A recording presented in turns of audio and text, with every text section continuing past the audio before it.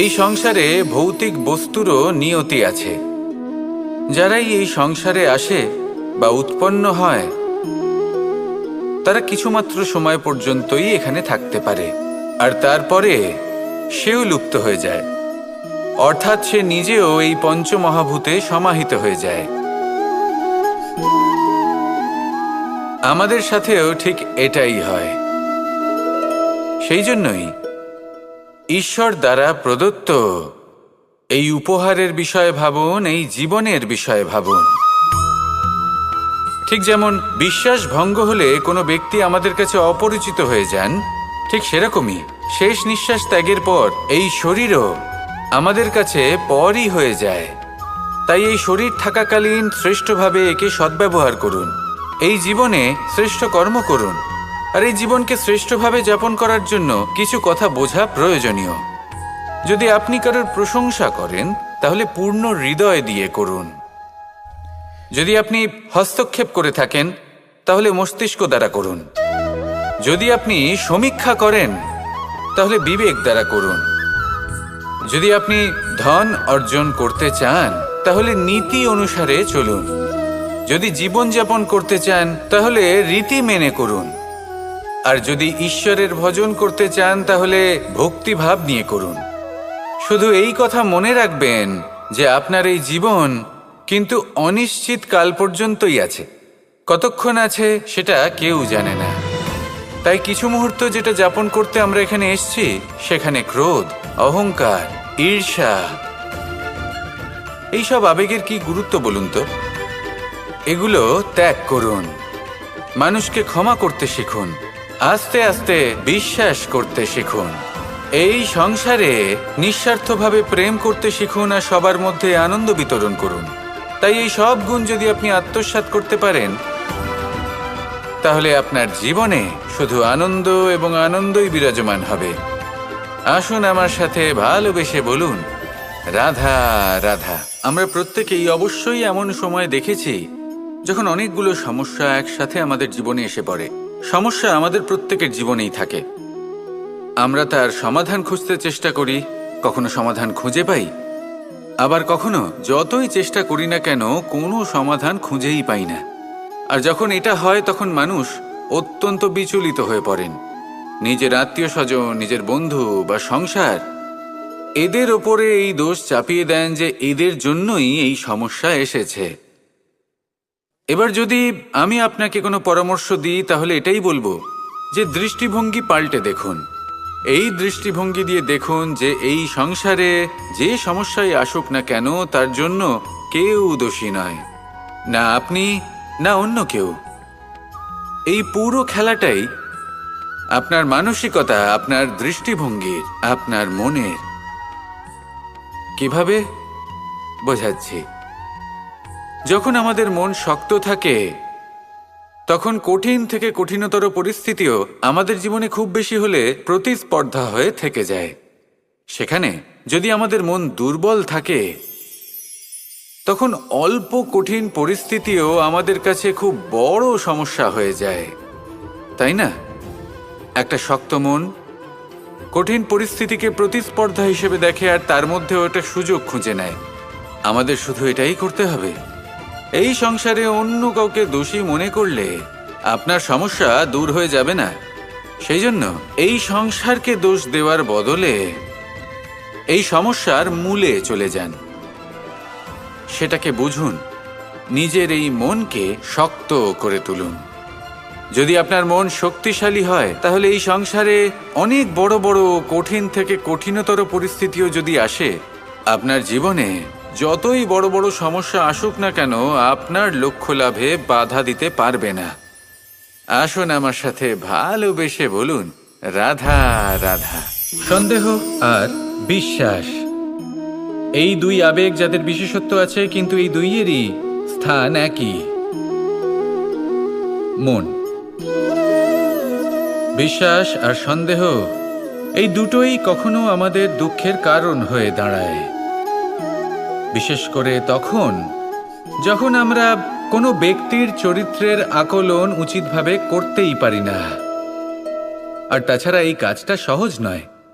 আমরা কখনো কখনো কোনো অনুচিত ব্যক্তিকে উচিত বলে ভেবে বসি, তার উপর বিশ্বাস করে ফেলি, আর ফলস্বরূপ সেই ব্যক্তি আমাদের বিশ্বাস ভঙ্গ করে বসেন, আর আমাদের দুঃখের সম্মুখীন হতে হয়।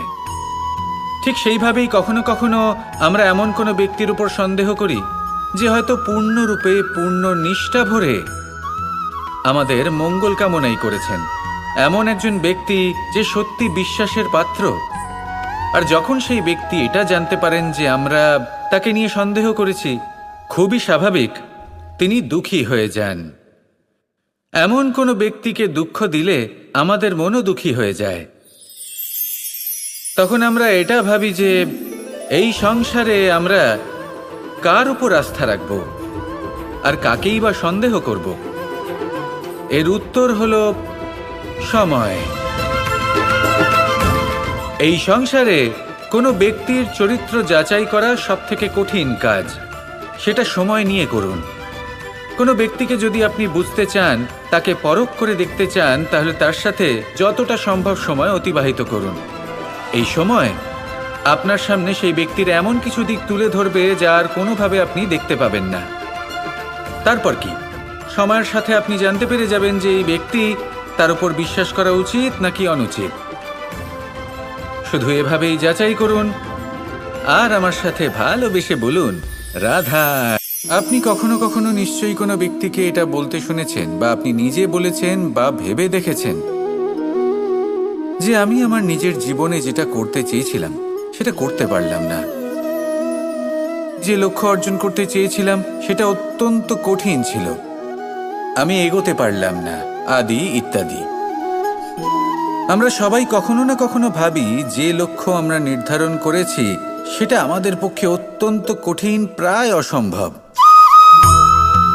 আমাকে বলুন, যে প্রত্যেকটা বস্তু বা সাফল্য যা কিছু আপনি কামনা করেছেন, কোনোটাই কি সরল ছিল? নির্বাচনের সময় সেটা সরল ছিল না, সেই জন্যই আপনি সেই লক্ষ্যটা নির্বাচন করেছেন। কারণ সংসারের যে কোনো বস্তু বা কোনো সাফল্য যদি খুব সহজে পাওয়া যায় বা কম চেষ্টা করেই লাভ করা যায়, সেটা আমাদের ততটা সন্তুষ্ট করে না। সেই জন্য আমরা জেনে বুঝেই কঠিন লক্ষ্য নির্বাচন করি, কারণ সেই লক্ষ্য আমাদের প্রতিস্পর্ধা এবং সংঘর্ষের সম্মুখীন করে, যার সম্মুখীন হয় অগ্রসর হওয়ার পরে আমরা আরও বেশি শ্রেষ্ঠ হয়ে উঠি।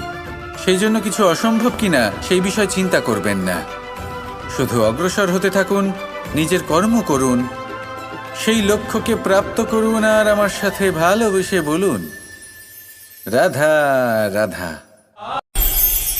কর্ম কে করলেন আর কে নিজের প্রাণ হারালেন? রেশমের কীট। আর লাভবান কে হলেন? মনুষ্য জাতি। এর দ্বারা আমরা কি শিক্ষা পেলাম? যে এই সংসারে আমরা যে কর্মই করি, সৎকর্ম করি বা অপকর্ম করি, তার থেকে লাভবান যে কেউ হতে পারেন। আমাদের বন্ধু হোক, পরিবার পরিজন হোক বা সংসারের যে কোনো ব্যক্তি হোক, যে কেউ লাভবান হতে পারেন, কিন্তু সেই কর্মের ফল কিন্তু আমাদেরই ভোগ করতে হয়। যদি আপনি সৎকর্ম করেন তাহলে তার শুভ ফল আপনিই পাবেন। তার থেকে লাভবান হয়তো এই সংসারে যে কেউ হতে পারেন। সেরকমই যদি আপনি অপকর্ম করে থাকেন, তার থেকে সংসারের যে কোনো ব্যক্তি যতই লাভবান হোক না কেন, তার থেকে ক্ষতি আপনাকেই ভোগ করতে হবে। তাহলে আপনি কি সুফল চান নাকি ক্ষতিগ্রস্ত হতে চান, সেটা নির্ভর করছে আপনার কর্মের উপর। তাহলে ভেবেচিন্তে কর্ম করুন আর আমার সাথে ভালোবেসে বলুন, রাধা। এই সংসারে প্রত্যেক ব্যক্তি নিজের সংগ্রাম করে চলেছে, প্রত্যেক ব্যক্তির নিজের লড়াই আছে, আর সেই রণভূমিতে প্রত্যেক ব্যক্তি নিজের যুদ্ধে লড়াই করছেন।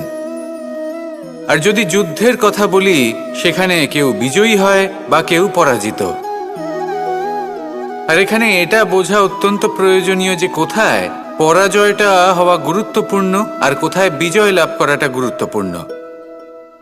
যদি আপনার এই যুদ্ধটা আপনার আপনজনের সাথে হয়, তাহলে সেখানে পরাজিত হওয়াটাই শ্রেয়, কারণ সেখানে পরাজিত হয়ে আপনি প্রসন্নতা লাভ করবেন। কিন্তু যদি এই যুদ্ধটাই আপনার নিজের সাথে হয়, নিজের মনের সাথে, নিজের মানসিকতার সাথে হয়, তাহলে এতে আপনাকে জয়ী হতে হবে। এই সংসারের যে কোনো যুদ্ধ হোক না কেন, সেটা রণভূমির পূর্বে এই মনের মাঝে লড়তে হয়।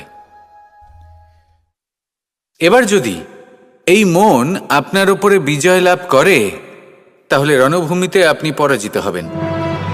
কিন্তু যদি আপনি এই মনের উপর বিজয় লাভ করতে পারেন, তাহলে এই সমগ্র সংসারে এমন কোনো স্থান নেই, এমন কোনো রণভূমি নেই যেখানে আপনি জয়লাভ করতে পারবেন না। আসুন আমার সাথে ভালোবেসে বলুন, যখনই আমরা সূর্য আর চন্দ্রমার কথা বলি, তখনই আমরা চন্দ্রমাকে কিছু কম বলে মনে করি, সূর্যকে বেশি গুরুত্ব দিই। কারণ সূর্যই আমাদের প্রকাশ দিয়ে থাকে, সারাদিন আমাদের প্রকাশ প্রদান করে। তার সামনে চন্দ্রমার এই তেজ কিছুটা ম্লান মনে হয়, বা দেখতে গেলে চন্দ্রমা স্বয়ং সূর্যের আলোয় আলোকিত হয় আর সেটা আমাদের কাছে পৌঁছে দেয়। কিন্তু এবার এর অর্থ তো এটা নয় যে চন্দ্রমা বিশেষ নয় বা তার কোনোই গুরুত্ব নেই। ঘন অন্ধকারে রাতের বেলায় যখন আমরা কিছুই দেখতে পাই না, তখন আমাদের কাছে এই প্রকাশ কে পৌঁছে দেয়? চন্দ্রমা। যখন চাঁদ পূর্ণিমার রাত আসে, তখন ব্যক্তি তার প্রেমিককে বা স্ত্রী তার স্বামীর মুখটা সেই চাঁদের মধ্যেই দেখতে পায়। একটা ছোট্ট বালক, ছোট্ট একটা শিশুর যখন রাতে ঘুম আসে না, সে ব্যাকুল হয়ে পড়ে, আমরা তাকে আকাশের এই চাঁদকে দেখাই, তাকে সন্তুষ্ট করে ঘুম পাড়িয়ে দিই। এই চন্দ্রমা কখনো অর্ধচন্দ্রমা হয়ে, কখনো লুপ্ত হয়ে গিয়ে, কখনো আবার জাগ্রত হয়ে ওঠে, এই সংসারকে প্রকাশ প্রদান করে। সে অসংখ্য প্রাণীর পথ প্রদর্শন করে। অর্থাৎ চন্দ্রমা হওয়া কোনো অংশে কম কিছু নয়। যদি আপনিও জীবনে নিজের তেজ সংসারের কাছে পৌঁছে নাও দিতে পারেন, তাতে কিছুই যায় আসে না। যদি কারোর তেজ নিয়ে তেজস্বী হয়ে তার দ্বারা অন্য কারোর জীবনে আশার আলো ফুটিয়ে তুলতে পারেন, তাতেও কিন্তু আপনার জীবন সার্থক। কুরুক্ষেত্রের রণভূমিতে আপনজনদের নিজের বিরুদ্ধে দেখে তাদের মৃত্যুর বিষয়ে ভেবে অর্জুনের মন বিচলিত হয়ে পড়েছিল। এই সম্পর্কের চক্রবুহতে জড়িয়ে পড়ে অর্জুনের জ্ঞান নাশ হয়েছিল। তখন আমি অর্জুনকে কিছু কথা বলেছিলাম, যেই কথাগুলো আপনাদেরও জানাটা প্রয়োজনীয়। আমাকে বলুন, এই সংসারে আপনি এমন কি নিয়ে এসেছিলেন, আর এই সংসারে আপনি কি ফেলে যাবেন? এই সংসার, এই জগৎ, এইসব বস্তু যা আপনার খুব প্রিয়, সবকিছু তা না জন্মের পূর্বে আপনার ছিল, আর না মৃত্যুর পর আপনার থাকবে।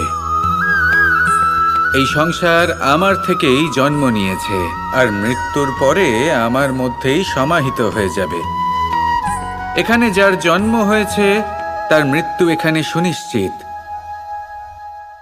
শুধু জন্ম আর মৃত্যুর মধ্যের এই শরীর শুধুমাত্র একটা মাধ্যম, যার দ্বারা আমরা কর্ম করি, আর এই কর্মের ওপরেই শুধু আমাদের অধিকার রয়েছে।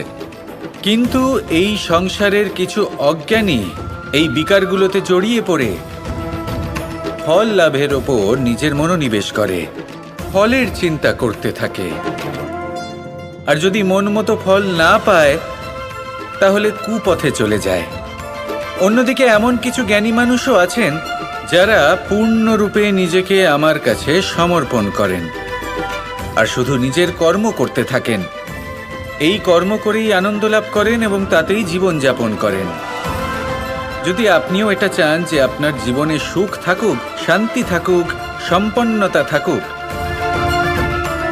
তাহলে সৎ পথে চলুন, ঈশ্বরকে স্মরণ করুন আর নিজের কর্ম করুন। আসুন আমার সাথে ভালোবেসে বলুন, রাধা রাধা।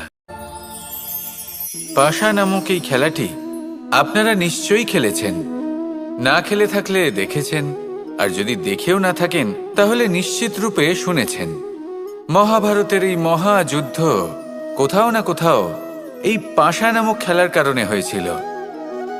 পাশার এই বিচিত্র খেলা, দান, এইসবের কারণে কেউ নিজের মাথায় রাজ মুকুট পরিধান করেছিলেন, আবার সেখানেই পরাজিত হওয়ার জন্য কাউকে বনবাসও ভোগ করতে হয়েছিল। কিন্তু এই খেলা সমাপ্ত হওয়ার পরে সমস্ত ঘুঁটি আর এই পাশার ছক একই পুটলিতে স্থান পেল। এটাই হলো আমাদের জীবন। এই সংসারে আমরা জয় পরাজয়ের বিষয়ে এতটাই ভাবি, এত চিন্তা করি যে এই জীবনের খেলার আনন্দটাই উপভোগ করতে পারি না। আর অবশেষে কি হয়? কেউ জয়ী হন, কেউ পরাজিত হন, কিন্তু দুজনেই একই স্থানে পৌঁছে যান। প্রত্যেক ব্যক্তি মৃত্যুর পরে একটি নির্দিষ্ট স্থানেই পৌঁছতে বাধ্য, কিন্তু ততক্ষণ এই জীবন, এই খেলা, তার আনন্দ উপভোগ করুন। এই সংসারে সেই ব্যক্তি শ্রেষ্ঠ স্থানে পৌঁছতে পেরেছেন যিনি এই সংসারকে প্রকাশ প্রদান করেছেন, যিনি কখনো জয় পরাজয় এ বিষয়ে ভাবেননি, শুধু এই জীবনের খেলার আনন্দ উপভোগ করেছেন। এটাই আপনিও করুন আর আমার সাথে ভালোবেসে বলুন, রাধা।